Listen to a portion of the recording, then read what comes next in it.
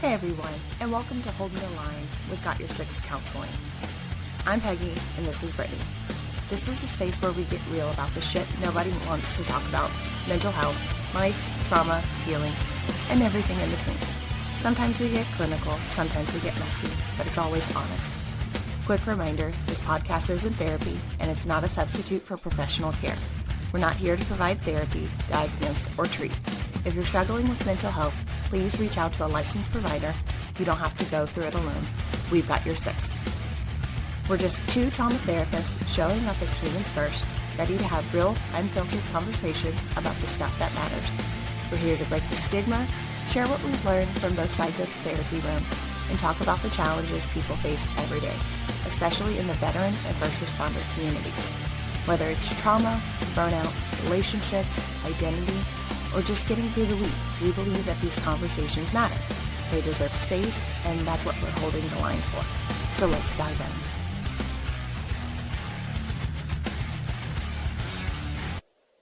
Hello and welcome back to another episode of Holding the Line with Got Your Six Counseling. I'm Brittany, and that's Peggy over there. Today is episode 6. I know what you're thinking, Brittany, but the last episode I watched said episode 4. I know, okay? They were uploaded in the wrong order, but you still got it, all right? So It's okay. leave me alone, all right? Just go away.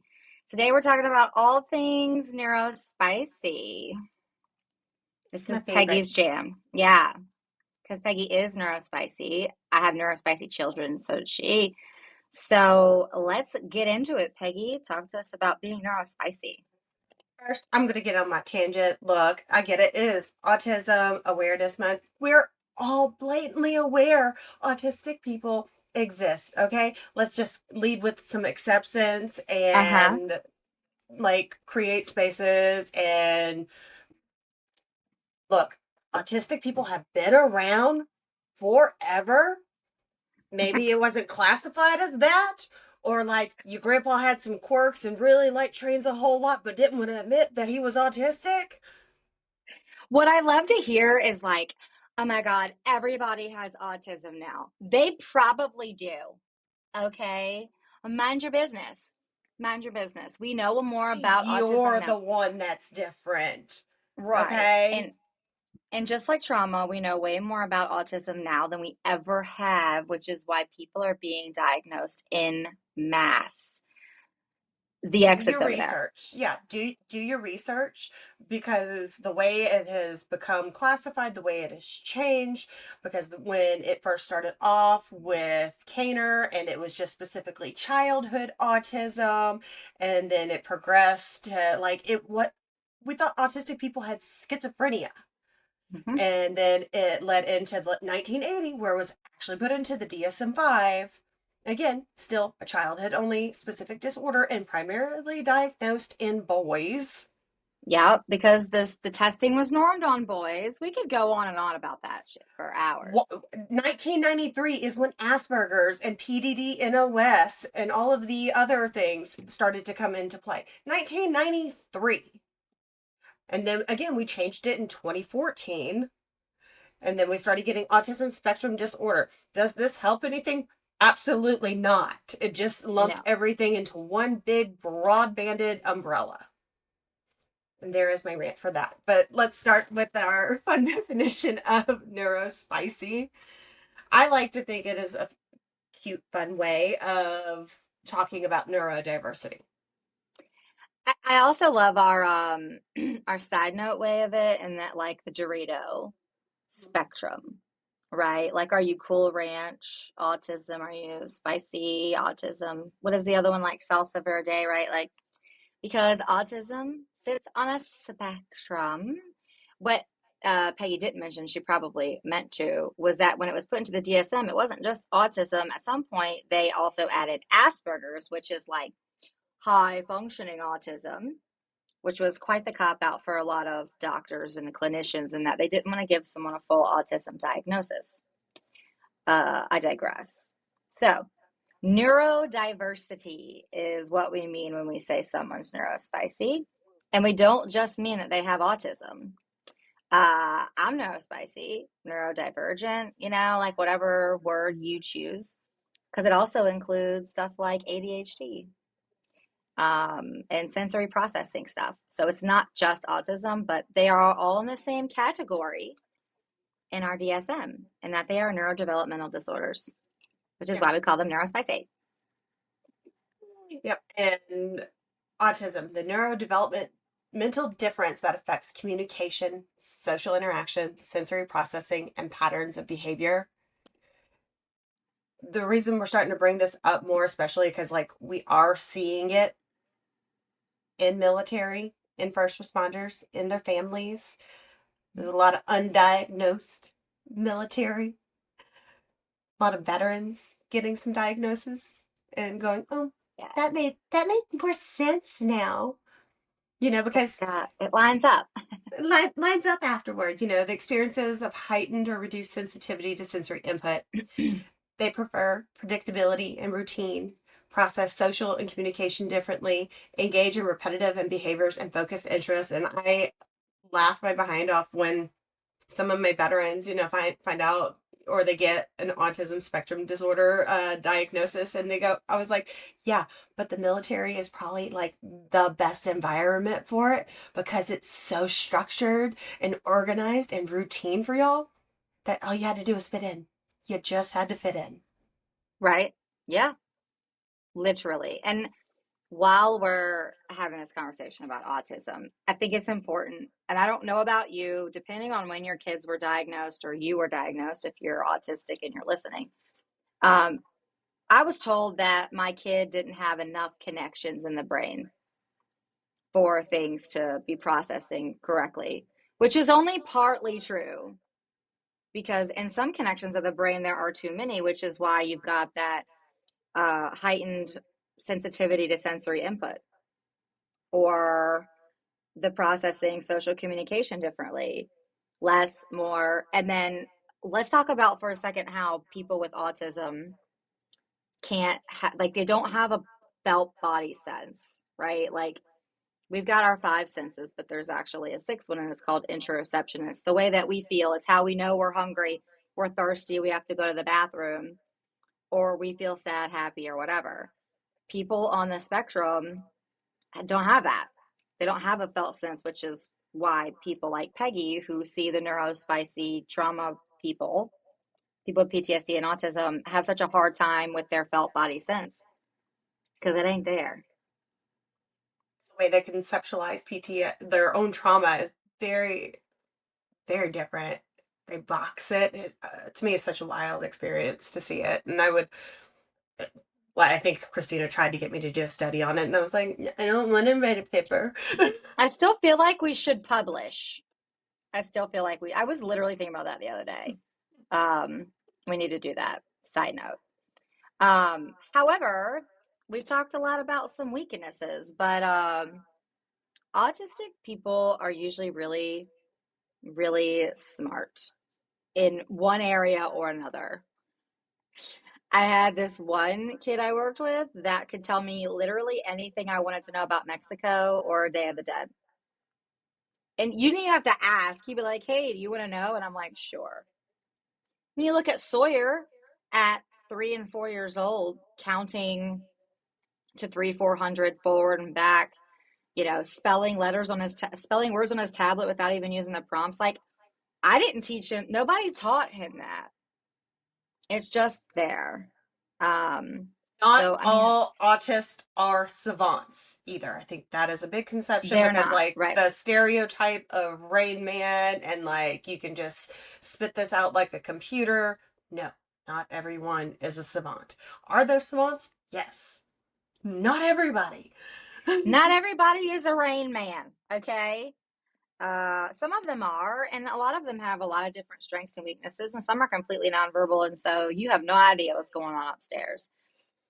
I also, before we jump into the trauma part of this, I think there's a lot of misunderstanding about disorders like autism when you compare it with like Down syndrome or people who are, I don't want to say the R word, right? But it's clinical, when their IQ is lower.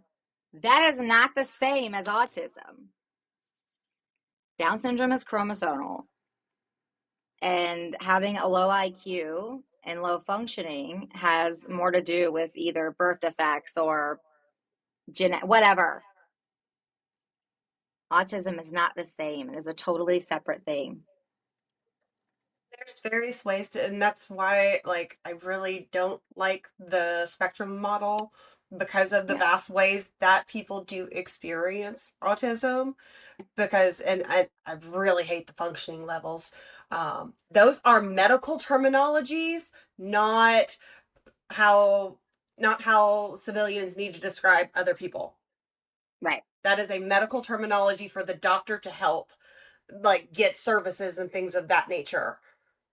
Right. Right. I couldn't even tell you what level my levels my children are, but I do know that they are complete opposites in their autism experience. Kylie never stops talking, and Sawyer never speaks unless he is like, go, right? Um, Kylie would leave with a stranger, like this disinhibited understanding of what it means to be safe and who's a safe adult and human. And Sawyer is like never leaving anybody's side. Like he's totally obsessed with Peggy, even though he only sees her like once a year. He chooses her over us all the time. He hears me daily, and he's like, Peggy, Peggy. Which also makes me wonder, like, is there like that felt sense there of like I can sense that like she's like me or he's like me or whatever that situation looks like. I think he knows that Peggy is there with him and understands, and so he flocks to her. Minute I come into that house, he's like, hi, person. I'm like I'm like Sawyer, let's get your shoes on, let's go. Sawyer, come on, let's go. And Peggy's like, come on, Sawyer, let's put your shoes on. I was like, what the heck is going on here? And all day long, he's like, that's his sign for you, Peggy. Peggy, Peggy. He always wants Peggy, and we're like, no, Peggy. Anyways, um, so yeah, I don't love this. I say that my kids are opposite ends of the spectrum, but I don't love the functioning models just because like Kylie might seem more high functioning, but she needs more assistance in areas that Sawyer does not.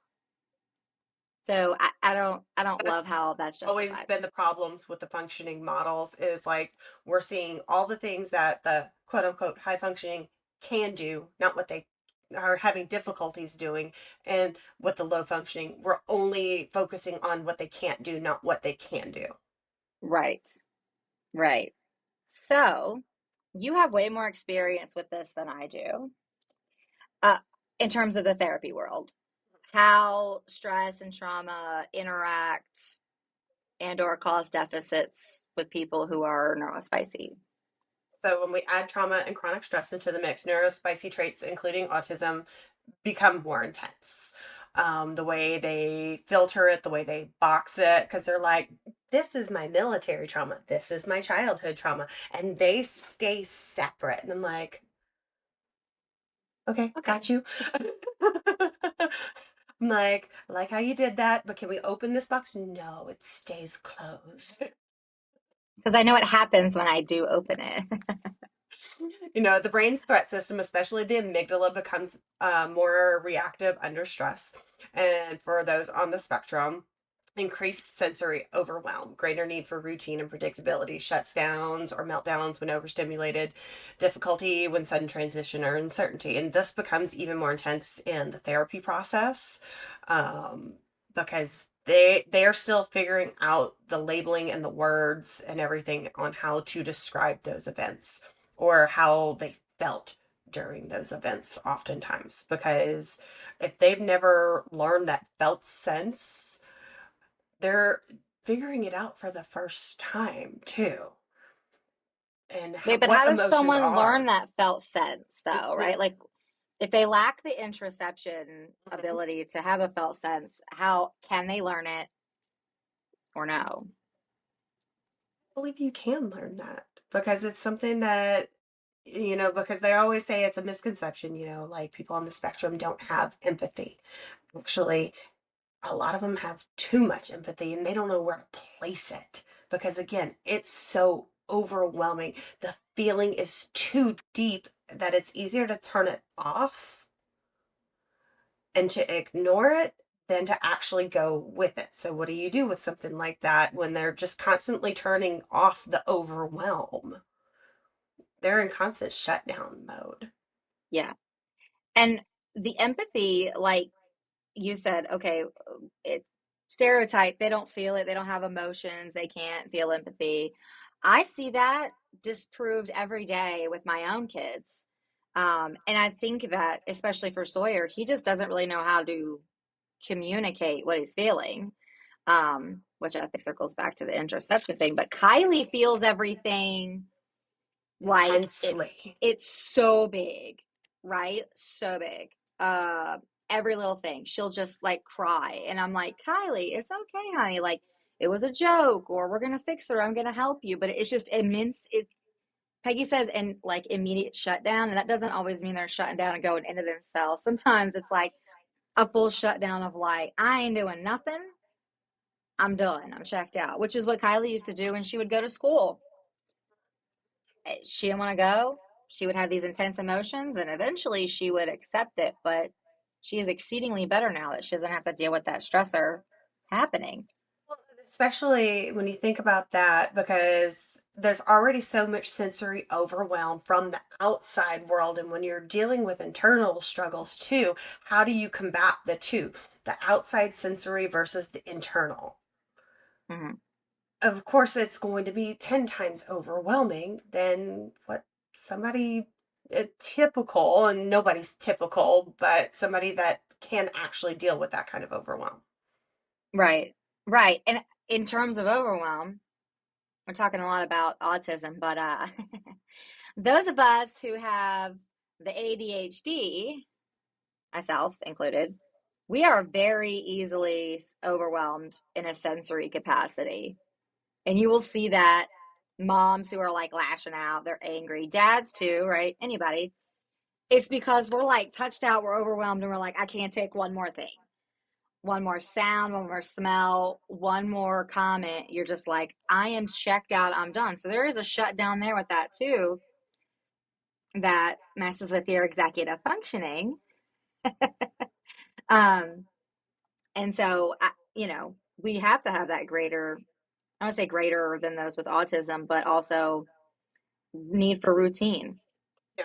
You have to follow a schedule, right? Like you learn how to manage your ADHD symptoms, just like someone with autism is learning how to function as well. Also, side note, if you have ADHD, I mean, if you have autism, you probably also have ADHD, unless you're Peggy. I didn't get that fun one. I just got the two A's, not the three A's.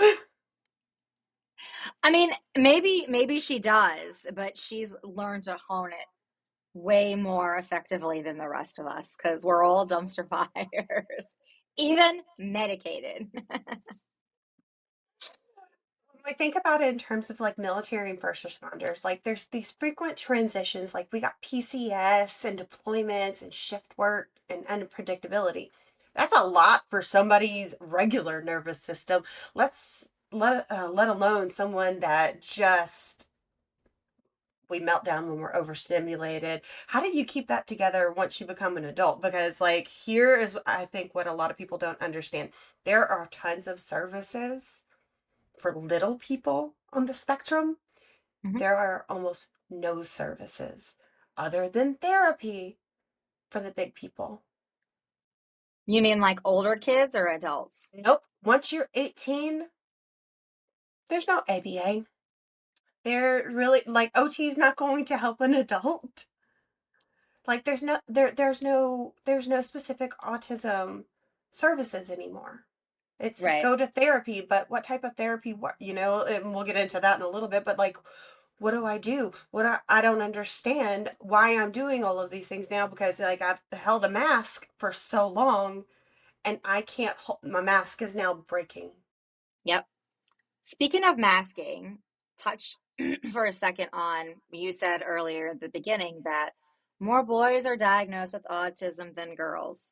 And we know that the testing materials that are used to test for autism were normed on boys. Boys. But there's another reason why my 7-year-old was diagnosed at 2 And my almost 10-year-old wasn't diagnosed until she was 6. So let's hear it. Okay, so there, and it has been researched that the female brain is actually very protective in this way. The female brain says to hide it, even. It says to blend in, to act like everyone else around you, whereas the boy brain is a little loud and proud about their issues. Girls go undiagnosed not just on autism, but ADHD, depression, anxiety, almost everything, almost until adulthood. I didn't know I It, had ADHD until I was in my 20s. yeah, the crash out tends to happen. More and more are starting to even get diagnosed come perimenopause and menopause because of this too. So there. All Because right. yay hormones. Y'all are all cheaters up in this bitch. I don't even want to talk about menopause, perimenopause, or anything like that. Let's circle back. But the female brain says that we need to blend in. It is a protective measure. So when we see that girls are not getting diagnosed generally until age 12, especially with autism, it is because they are parallel playing their peers. They're modeling it too. Mm-hmm. They are copying what they're doing. Okay, if I just blend in with them, cool. I'm I'm doing fine. I'm doing what I need to do to keep up. Yep. I look normal. I'm Mm-hmm. like the people around me.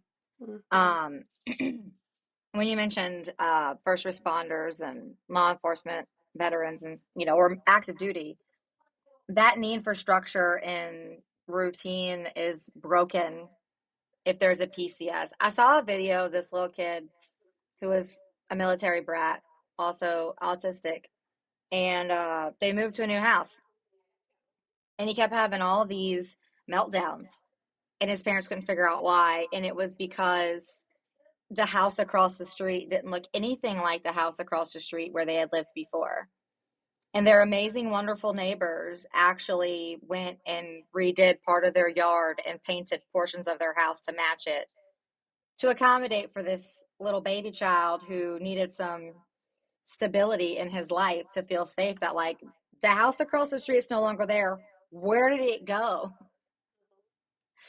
Which is another important, the object permanence. If it's out of sight, it's out of mind. If you're not around, you disappeared. When you're a first responder and you're military, that's almost never a thing now. No, it's almost impossible to accommodate that. And then, there's like the constant moving, like, oh, you might start ABA here, but oh crap, now we got to move to Maryland or Texas or whatever. And then we're starting that process all over again. Well, and we're going to get into that more, like family dynamics and the ripple effect. Because, okay, so we're PCSing all the time. You're starting those processes. There is EFMP, but it doesn't necessarily keep you in place. They used to do homesteading. I don't think that's a thing anymore. Not since we got out. Because homesteading used to be able to like stay in one place. The member might get sent around a little bit, but you stayed constantly. It forces a lot of families into geo-bacheloring, where the member goes and you do stay because you're wanting to give your child that stability and the continuity of care. All So right. it forces hardships onto the families. Right. So, like, they might be in the same place, but now dad or mom is gone, which also messes with their routine and structure. Lucas was little and like Josh's schedule was 2 on, 2 off and every other weekend. That schedule messed with me the most, more than a boat schedule. I'm like, be gone for months at a time. Holy crap. I hate this I need you schedule gone worse. longer. I need because like him coming in and out constantly Yeah. was killing me. Because I was Well, like, because you I developed can't your take own this. routine. You got your own Yes. routine. You got your own vibe, and you're doing your thing. And then when you're a military spouse, your husband comes back. It's like, wait a minute. We've been doing this way for 9 months. You don't get to come in and change everything. This is not how this works. You have to fit into this, not the other way around. Yep. But I mean, one person can impact the entire system. So we're trying to like keep the house regulated as much as we can, but there's only so much we can control. This is literally me and Sawyer. You put down dysregulated parent coming off high stress shift. Okay, I'm not a first responder or law enforcement, but I am a trauma therapist. And some days I leave here and I'm like mentally exhausted. He's leaving ABA. He's tired. He's had a ton of sensory input all day. And we get in the car and we're just like at war with each other. You too, I swear. And I'm just like, trying to No, drive home. he's just trying to rage bait you, and it works. It does. It makes me so reactive. I'm like, Sawyer, what? Right? And I sound like an insane person when I'm driving down the road and I'm like, black pole, this or that, because you better make sure you say black pole to the right one. Yeah, he rage baits me. Even when we get home with his little goofy old man laugh. Like, I'm not going to do what you want me to do. But that combination is like a nuclear bomb because he's here, I'm here, and we're just like, Escalating more and more and yep, more, and I'm just yep. like, who's gonna win this one? And I'm like, 10 out of 10, Sawyer. Timothy always says that it's his world, we're just living in it, which is so true because, like, we're always, I don't want to say it as beck and call, but we're always constantly accommodating or compensating for this or for that to avoid certain things, you know? And while we're talking about dysregulation, I think we need to clarify again the difference between a tantrum and a meltdown because they are not the same. One is goal oriented, and that is a tantrum. They are trying to manipulate the ever loving shit out of you. And all kids do this, not just those on the spectrum. Right. But then kids on the spectrum or even adults, whoever we're talking about, also experience that in a way too that is not like a childlike tantrum, it's more reactivity from my experience when I'm seeing like they're not throwing themselves in the floor and kicking themselves and banging their head on the floor. They're just extremely dysregulated and reactive to everything that comes out of your mouth. Downs are overwhelm. And look, adults, it happens in adulthood too. You might not recognize it as having a meltdown. Brittany has very much so heard me have meltdowns and because like you'll start ruminating. You will just go with that thought and absolutely start sobbing on the floor crying and cannot get out of your own head. It's okay. It's a helpless feeling, Yes. right? Like I feel like that's why Peggy and I work so well together because I am not autistic, but I have ADHD. And I'm like, why are you worried about that? And she's like, I literally can't stop thinking about it. Like it's just there in the forefront of her mind forever. And I'm like, okay, moving on. That people on the spectrum may or may not be able to do that as effectively as those that are not. And the rumination almost feels OCD like, right? Like it's just Yes. this constant freaking cycle. You're like, we're talking about this again? What is happening? Hold on, I'll tell the story for you. I was like, gonna say, okay. So autistic individuals thrive with schedules, routines, and clear expectations, which I assume that they learn in like ABA or OT or whatever. And also, we are not here to talk about what's better if ABA is abusive. We're not doing that. Okay, so I don't want to see anybody trolling in our Say, comments. do you, boo? You have to make the own decision for what is best for your family. So I'm not having the debate. Nope, and stay out of our comments with it too. We don't need any trolls in here, because unless you're where we sit, then yeah, okay. Anyways, when the expectations and schedules and routines are disrupted, like Peggy mentioned before, with deployments or shift changes, it creates real distress, right? Like it's not just simply being like, well, this is crappy. or I'm inconvenienced, or I don't get to do what I want to do. Like, it is literal distress. The world is ending now. Don't tell a kid on the spectrum or even an adult that you're going to go do something the next day and then not do it, Or because you might as well. expect them not to bug you about it. My God, they forget nothing. Okay, nothing. Like Sawyer with that stupid Etch-a-Sketch. He cried, threw a tantrum over it yesterday, and I was like, okay, well, we'll see. I kind of forgot about it. He wakes up this morning and he's like, store, Target, and he's trying to spell Etch-a-Sketch. I was like, boy, if you don't get out of my face.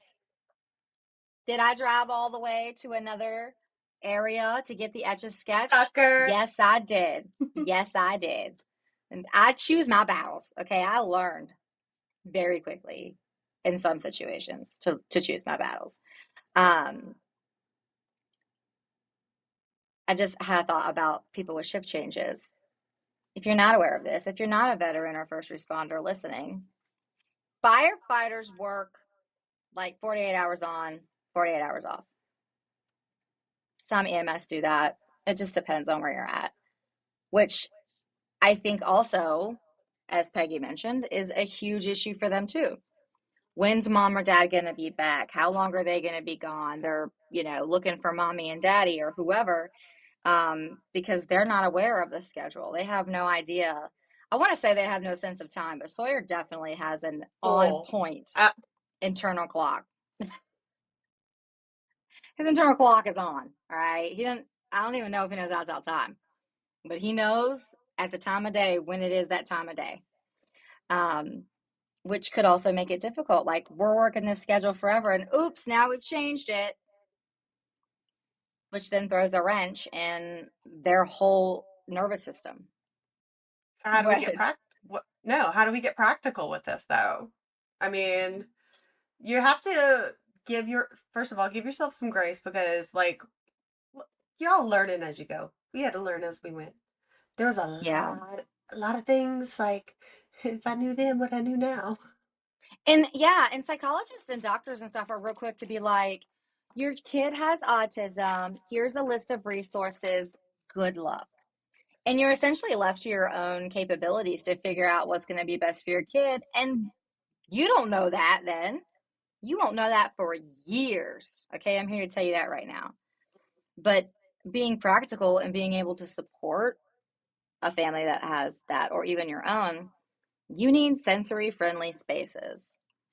Low light, low sound, low key. This is why we just chill, right? Can't have the TV up too loud, all those things, but that makes him or your kids feel more regulated. Noise canceling headphones are meant. Weighted items. Oh my goodness. Like, even my little magnets are weighted right now. They're heavy. They're wonderful. Leave me alone. Stimming is normal. It is. It is. Weighted blankets are good. Sawyer didn't sleep well for a long time until he got weighted blankets, and of course he had to be medicated. I digress. If you're thinking about getting a weighted blanket, please do your research and get the right one. Don't I've heard let them put it over their head while sleeping. Please. Right. Your weighted blanket should only weigh 10% of your body weight. If you're 100 pounds, 10-pound blanket. Right? And they have them made for children. You can choose it. Just read. Okay? The internet's free. Schedule downtime to recover from overstimulation. And that's what I do. I make sure that none of them, they don't contact me after 9 p.m. my time. Okay? That's because I need to recover from the day, and they sit there and make fun of me for it. It's only because you are so rigid, right? So rigid. It's like, I could text her when I leave here, but come like 6 o'clock, she's not responding anymore. And if it's after 9, unless somebody's dead or dying or I'm having an existential life crisis, she's like, it can wait till tomorrow, because she is going to bed. And even if we're in a group chat, Christina's like, we need to go private. It's past Peggy's bedtime. So just know it's okay to say no to everybody because you want to go relax. And, you know, when you're talking about structure and predictability, that makes them feel safe. Calendars and visual schedules, they work for some, they don't work for Work for all. everybody, yeah. I found timers to be more effective in terms of like, you have this much time till here and there. Advance notice when things change it. That is super important. And also, even on regular things, every night, like Kylie knows that she's supposed to give us her tablet at a certain time. But if I wait until that time and walk upstairs and I'm like, all right, it's whatever time, give me your tablet. She's like, oh. It's consistent daily routines because, like, when you do go off of routine, it can be anxiety inducing. These two were out on vacation at the same time, and I had nobody to talk to. One came back before the other one. I was like, I just need you to give me 15 to 20 minutes to info dump. Please, dear God. I was talking to you, and had you called me, I would have answered. I don't want to hear it. But I also didn't want to bug you. So, like, I made sure to respect everybody's time and privacy. But the minute one of these bitches came back, Even yesterday, when she called me for the first time, like clockwork, I was getting off the phone with my mom, and she's like, "Tell Renee it's my turn." Hang sorry, out that Renee, not phone. sorry. She knows the deal. Um, I the advance notice of letting them know, I feel like has helped along with like timers, but every family is different. Consistent daily routines.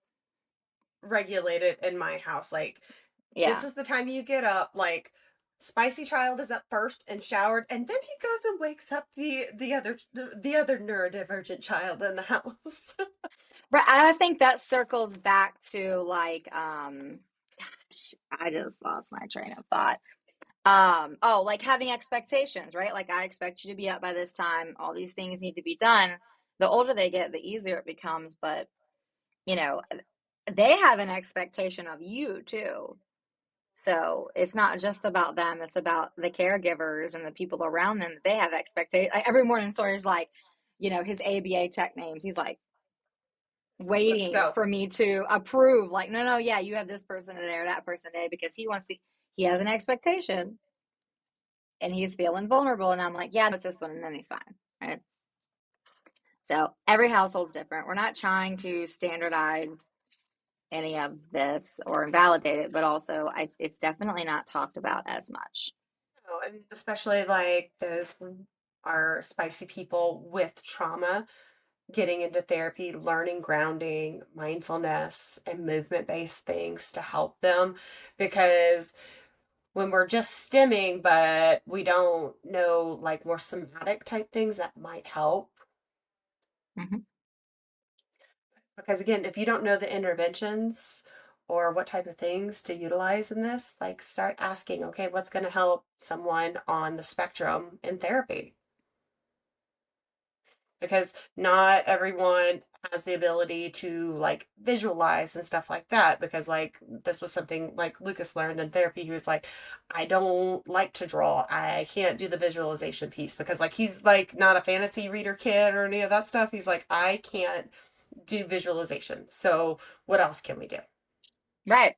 A lot more people than you think are like that. Like I had a conversation Mm-hmm. with my patient yesterday.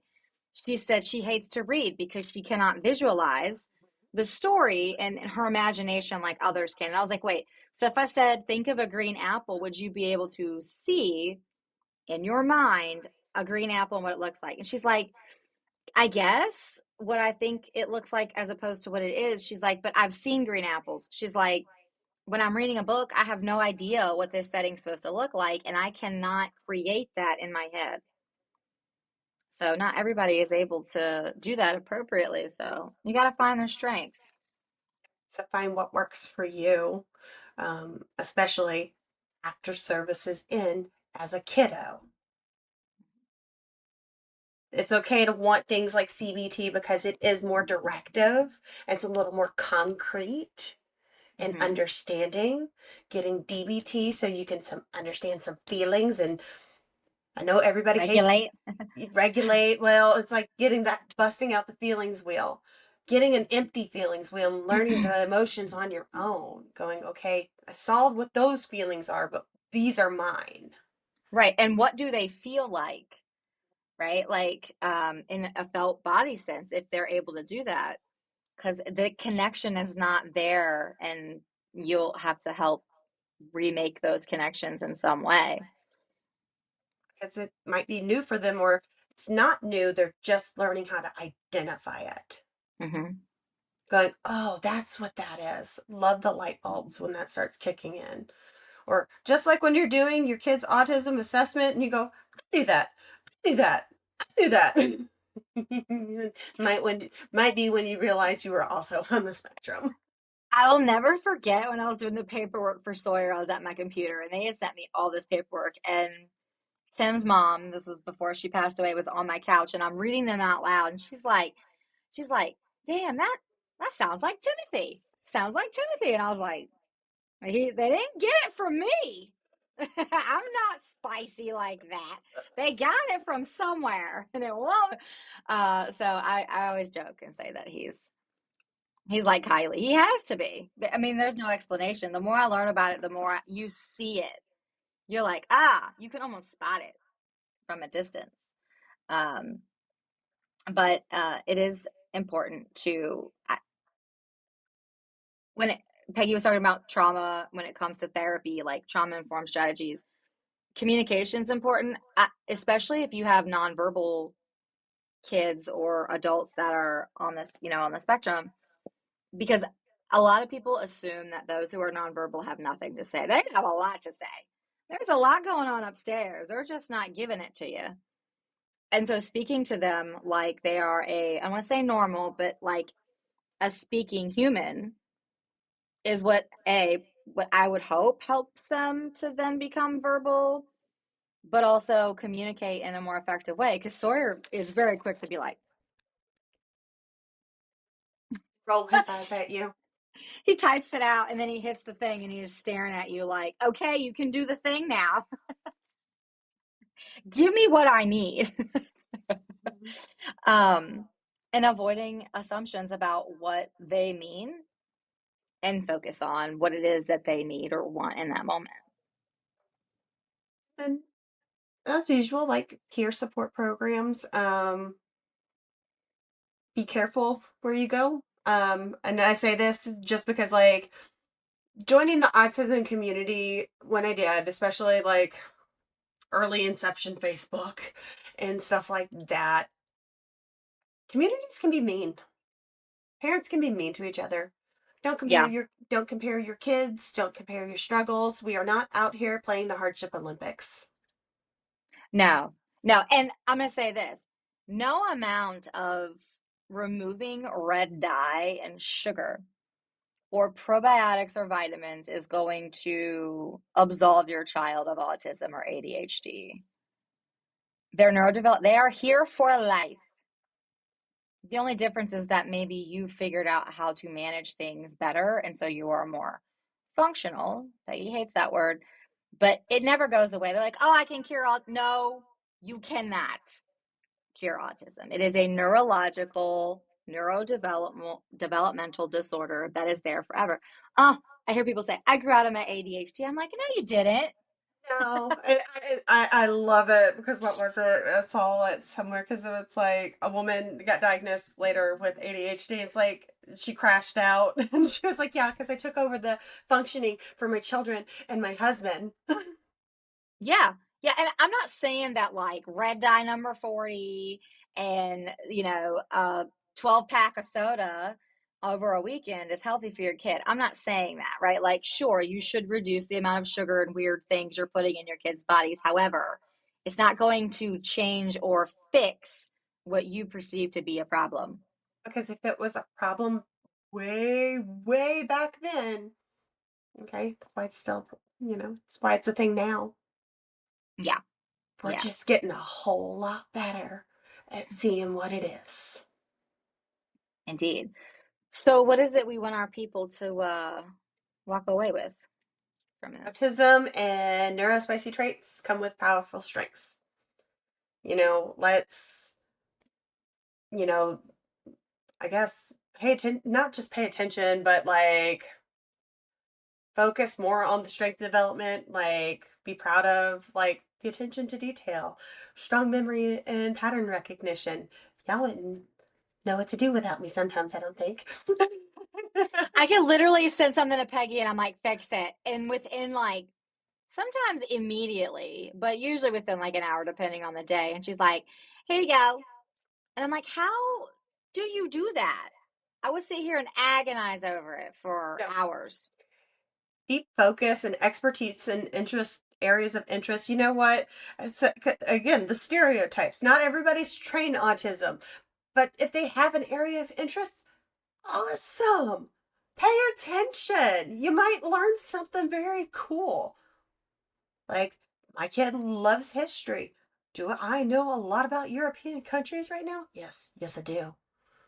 We need him on here to talk to us about history because I just know that the Neurospicy pieces of him are going to be like, this is great, right? Like, this is my Roman Empire, the hill I'm dying on that I did this and got to tell people about things I love. He's in a cybersecurity program and he did Python for funsies. And I'm like, no, that doesn't sound fun, but you have at it, kiddo. I love that for him because we need people like that, and those people are not us. So they're out there somewhere living in your house. Honesty and consistency. I know I have the spicy team that cannot lie and will like pretty much tell on himself, and I love that for me. You have fun with yours. Because when he does something stupid, he comes and tells me immediately, and I'm like, most 16-year-olds wouldn't have told me this, but awesome for me. Thank you for sharing. Thanks for sharing.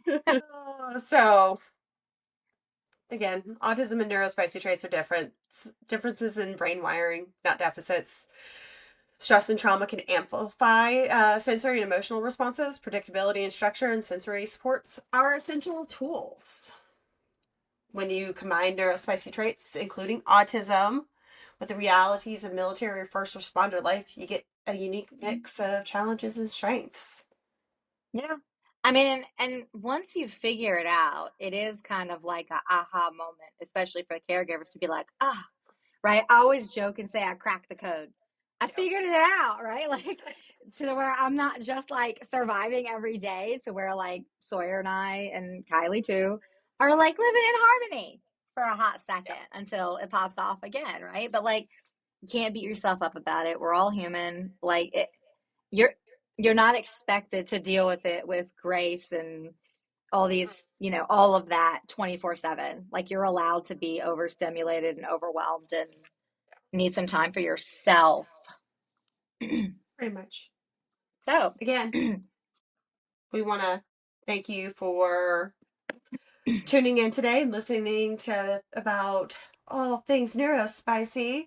If you have questions about all things Neurospicy, please feel free to hit us up. I want you to like, share, and follow. Please. Please just do it. don't make me come for you. Don't make me come for you. I do want to thank the listeners that listen loyally. The few that we have. Thank you. Please like, share, and follow. Join us on the next episode. Don't know what that's going to be yet. We'll figure it out. And don't forget about Therapy Unpacked that airs every other Wednesday. I'm so sorry that I was supposed to do that yesterday, but I was on vacation and things went to hell in a handbasket. So I promise I'm recording. They will be back on schedule pretty soon, like right now. So we will see you guys on the next one. Thanks for listening. Bye. I want to thank you for tuning into this episode of Holding the Line with Dr. Six, where we are just a bunch of therapists who talk about the shit nobody wants to talk about. We hope you got something useful out of it. Stay tuned for more of our upcoming episodes every other week posted to our YouTube channel, Holding the Line GYS. If you want to help support our podcast, please like this video and subscribe to our channel and share this video with others you think may get something useful out of it. Make sure to follow us on Facebook and Instagram, where we will post useful information, dark humor, and more of the shit nobody wants to talk about.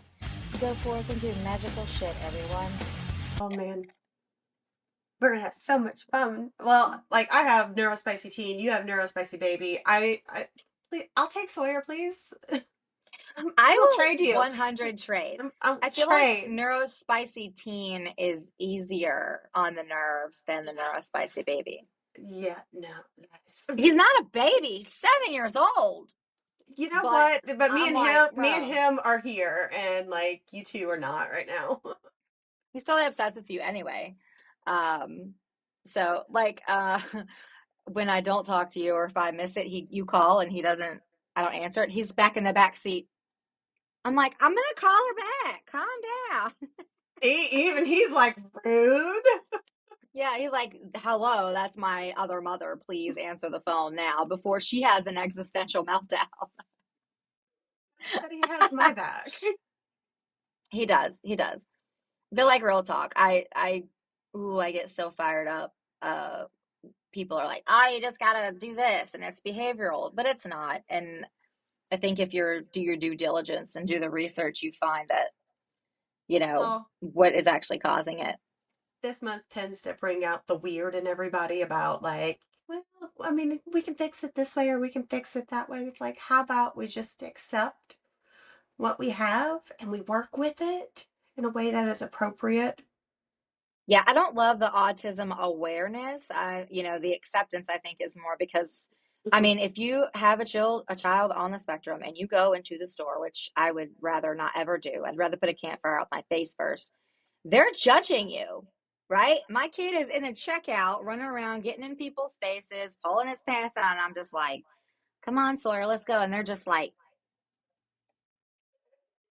until someone looks at you and goes, if you just spanked him, that would fix it. And I'm like, I think you should mind your business. You have no idea what this is like. Please go away. The people, you shouldn't bring kids like him out in public. I was like, you should also probably not be out in public. Because you Or can't keep your mouth shut. like me and that man went at it. We both got kicked out of Walmart that day. We're going to have to share that story another time for sure. I almost got kicked out of Target for the same reason. And I was like, I'm going to fight this lady. Obviously not. I'm not a fighter, but No, these these hands are hands ready are to be for ready to be everyone. for everyone. I have a patient. I said that one time, don't have a patient, and he was like equal rights and equal left. So I was like, yes, I'm adding that on to my saying. These hands are equal for everyone. Equal rights.